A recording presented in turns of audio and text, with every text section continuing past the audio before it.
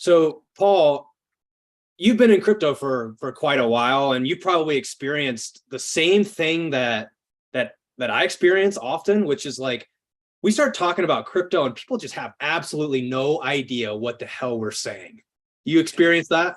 Oh, of course. Yep, absolutely. This is Yeah. typical of this thing. As you said before, it's a whole different language, just like learning Spanish or French or Italian. Yeah, and we just go and we start speaking French, and everybody's like, I didn't even understand the first word that you said, and they just completely check out, right? Totally. Totally.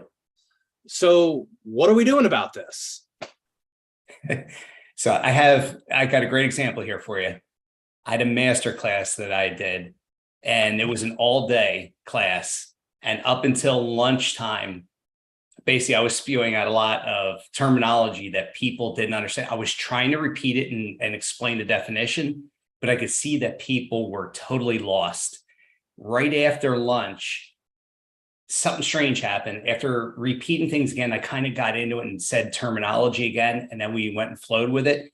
They started to get it. They said in the first half was there, it was like drinking from a fire hose. They just didn't get it. And I understand that because that was me back in 2016, 2017, learning about cryptos, listening on YouTube. I'm like, impermanent loss. What the hell is that? What does that even mean? Right. And What are most you people, a calling lot of me? people in cryptos don't even know that, right? They don't even know what permanent loss means. So yeah, it totally screws people up. Well, I want to share something with you that I think this is relevant here. There's a big difference between innovation and information. Mm-hmm. So, like, people are hearing us talk about blockchain and crypto, and we're so excited. We're using all these terms. But what happens is we're actually talking about innovation. And so, here's their gap of understanding. I don't know if you can see that right there. So here's their gap of understanding. It's actually getting wider as we start talking about this. Agreed. Like, they don't know what we're saying. Mm-hmm. So we start talking, and all of a sudden that gap gets bigger and bigger and bigger. Whereas like information, it's actually getting smaller. But the problem is like to go from innovation to information, there has to be understanding. Mm-hmm. Yes, there does. So like we were just talking before we jumped on this call, how do we actually change innovation to information? Stories. Another way of saying this is like hardwired ideas, things that people already understand, analogies, metaphors. Mm-hmm. It's kind of like this. Hey, this thing that you're already familiar with? Here's how blockchain or crypto is similar to that. And the problem is that everybody wants to be technically correct, especially in the crypto world, right? Yeah. Yeah, but that's not technically correct. But that's not what we're trying to do here. We're just trying to create an understanding. That's all you're trying to do, right? Trying to close the gap of understanding. And when you start talking about terms that people don't understand, it's innovation, and it's widening the gap. Yes. So how do we? Let's tell some stories, right? Let's tell some stories that hopefully we can help people understand, like from a very basic level. We say like, what is blockchain? What is crypto? And like, what are some stories that we can tell to help, put the pieces together. Yeah. And it's not easy with tech. I mean, this is technology, which is what makes it difficult, right? And in tech, there's even different languages that talk to each other. There's Java. There's, I can't tell you how many different scripts there are for tech, for software. So basically, we're talking about here, this is basically, in essence, digital software. And your analogy with the Excel spreadsheet with blockchain was perfect. I mean, I never ever thought of that before, but you're hitting the nail on the head when you explain it that way. It is the most simple one. So let's explain it. And everybody uses Excel, right? I mean, most people do. Our age and younger use Excel, and I use it daily. I use it probably 20, 30 times a day. So I think most people do. So we have an Excel sheet. Most of us are familiar with Excel, right? Let's take the first column of Microsoft Excel.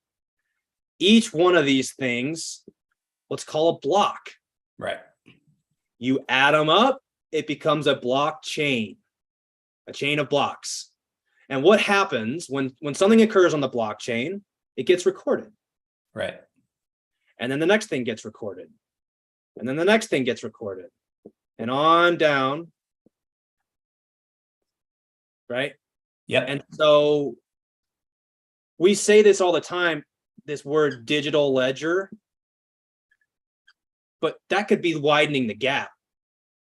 You know, people don't know what that means when you say digital ledger. Like, wait a second, what does that mean? It essentially means, think of Microsoft Excel. We're recording all of it in one place, but this is read only. Like, you can't Correct. change it. Yes. Cannot be changed. And it's one of the great things. It's indisputable. And if you make one more column for me, I'll create a good analogy here and I'll explain it to you as we're going here. Make a column like you did there, but bigger and with bigger blocks. There you go.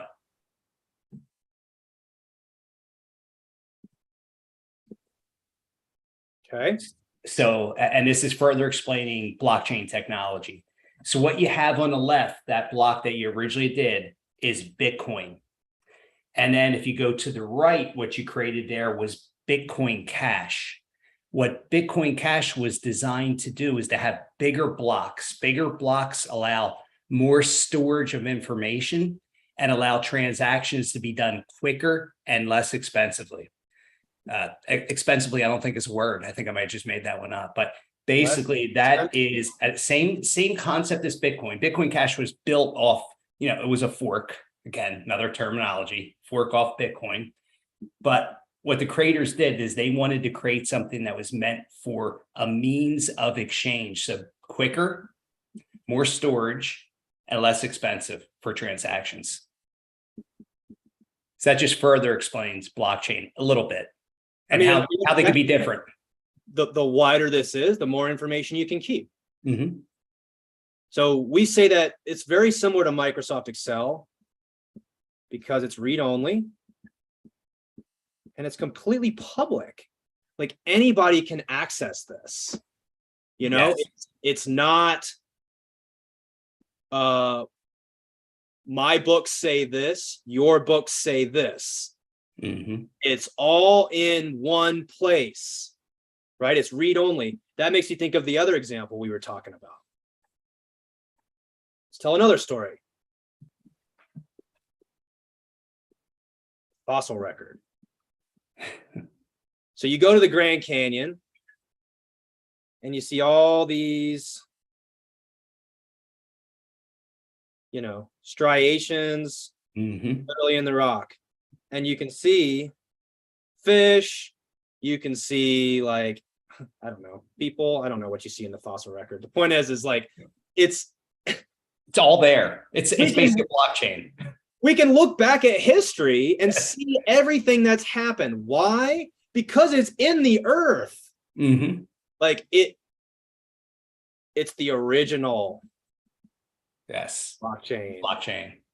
It's like also like rings in a tree. When you cut a tree and you see the rings and it shows the age and potentially different weather that happened during those time periods, right? Because they can read how the tree was affected. Same type of a thing. That is a blockchain with a tree. Another analogy there. Yes. Beautiful piece of history there for us to see. It's like read only. Can't change a tree ring. Nope. It's public. I mean, you want to see the tree, like, it's right there. Everybody has access to it. Yep. And we use this word all the time, like immutable. Immutable. Yep. Which is the same thing as saying read only. Like, it can't be changed. You can't change the tree ring. That's the most important thing you just said right there. And this is why, like, the greatest use for blockchain technology, besides for data as far as like company records, things like that, if we built a blockchain for voting and our stuff is all in there, we put our data in there, shows, hey, we are valid US citizens that can vote. And then we go in and vote, and it shows who you can see who you vote for, and everybody can see who you vote for. That is the most indisputable thing there is. And if you want to challenge a claim that dead people are voting, that's pretty easy to do, right? On that, to me, it's much more simple. They'll never allow it to happen. It will never be allowed to happen because they want to commit fraud. But unfortunately, this would be the most beautiful and easy use case for blockchain technology, as well as we've talked about recording deeds on a blockchain, recording tax payments on a blockchain, all these different things. How about like medical records? Oh, hugely. So I think VeChain is involved with that. Just so you know, that they are involved in the medical records side. That's one of the things that was one of their original use cases for it. And they've done other stuff since, but one of the original use cases, to me, that is a big issue too, right? One of the biggest costs in medical system, and I have friends that are doctors, none of these systems talk to each other. So if you had one blockchain necessarily that could be just about you, it's a blockchain about you, you got your private keys, your info, doctor each time inputs information about you. Next time you go to the doctor, here's your blockchain right here on your phone. Boom, he looks at it. Oh, you had this when you were 12. Your whole history's there. It's easy from the read. He's literally could just read it from his phone. Mm-hmm. So for medical records, goodness gracious, it's unbelievable. I mean, we were talking about, we could go on and on with use cases. Another one to bring up was like, how about the property record? Yes. Like, we've probably talked about this. Like, what does Carfax do? Mm-hmm. They take everything that's happened to a car and they trace it and they track it with the car. Yep. It's transferable with the car. There's absolutely no reason why we couldn't do that with properties. You could have the home fax, property fax, whatever. Simple. What it is who keeps this information? Who keeps this information? Mm-hmm. Good luck. I mean, it's scattered all over the place. That's the problem. Think about the tree rings. Think about Microsoft Excel. Think about the fossil record. It's all going in one place. That's what's missing from these applications. So really, it's like the use case is anything that has a double entry. We say this all the time in the Whale Club. It's got a double entry, which is basically like my books. Debit and credit. Right? My books say this, your books say this, we got to reconcile it. Yeah. What blockchain is a single entry point. Yes.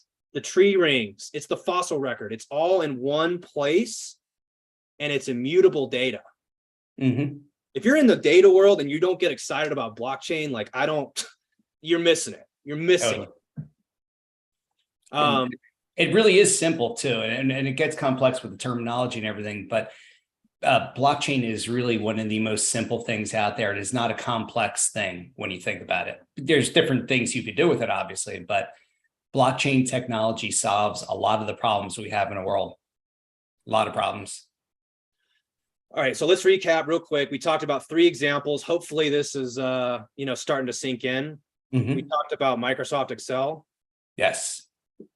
How blockchain is similar to the first column in Microsoft Excel. It's all going in one place. It's a public ledger that all these transactions, anytime something occurs on the blockchain, it's reported in one place. Right. We talked about how blockchain is similar to the fossil record. In the same way, it's all in one place. You want to know what happened in the earth over the last however many million years? Go look at the earth. It's all in one place. Yep. Same thing with tree rings. It's all in one place. That's what blockchain's doing. These are 3 examples. If you're still trying to grasp the concept of what blockchain is, remember these 3 examples. Anything else you want to add? Just the most important things. No, you can't go back and change them, right? So it is not, what is the word for that, right? So you can't go back in and visit history or reclaim history and say it was this when it was that, right? That's important to know that. But it is pretty basic, but we do get wrapped up in the minutia language too much, unfortunately, as humans. and we tend to overcomplicate things. It's like all the economics courses I took in college, for some reason, so many people struggled with economics. I don't know why, but to me, luckily, it all made common sense. It was simple, but a lot of people just can't wrap their head around it. I think they just make more of it than it needs to be. Try to put it in this keep it simple, stupid theory, right? With everything, just keep it simple. It's a basic thing. It's basically a ledger. It's a public ledger, more or less. Yeah. And again, it's our job as the leaders in this space to use stories to meet people where they're at so that it's information and not innovation to them. Right. We bridge the gap by telling stories so they can connect the ideas to hardwired, pre-wired ideas, something you might understand. Tree rings, get that concept. We all get it, right? We can observe it. Blockchain is a lot like that. So, yes. Agreed. Anyways, I thought this was a great conversation. Thanks for stopping by.